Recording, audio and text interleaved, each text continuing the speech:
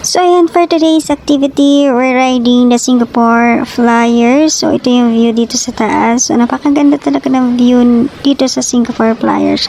Kitang-kita mo yung city ng Singapore. So, ayan. So, ito yung start pa lang and we're waiting for our turn para sa time capsule and then nag-Singapore Flyers kami. Ayan, waiting kami. In line, mahaba ang pila. Daming tao. So, yun, fast forward. Our turn. Videohan tayo. Uy, nauna ka na sa mini-video mo. Mahal.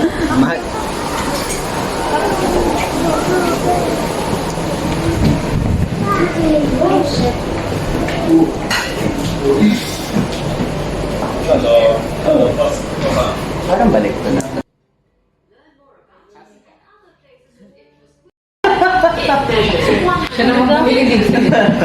Ano ba yan? Nanikla din? Favorite. I buy you.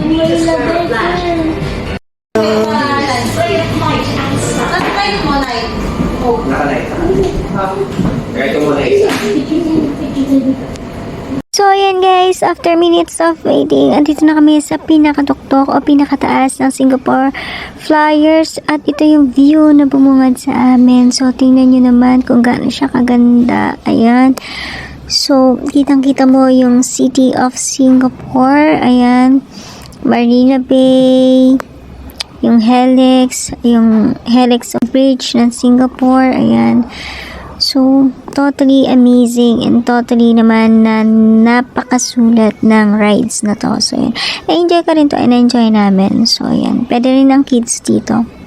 This one, yung pataas pa lang to, video ng pataas. So, medyo calm parang. And then yung lights, kasi sa kabila to.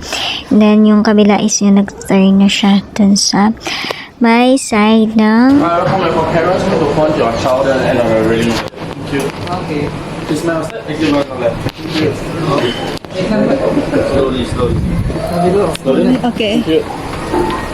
We're done for our activities today. So, ayan, sakay na ulit kami ng tren dito sa Harbour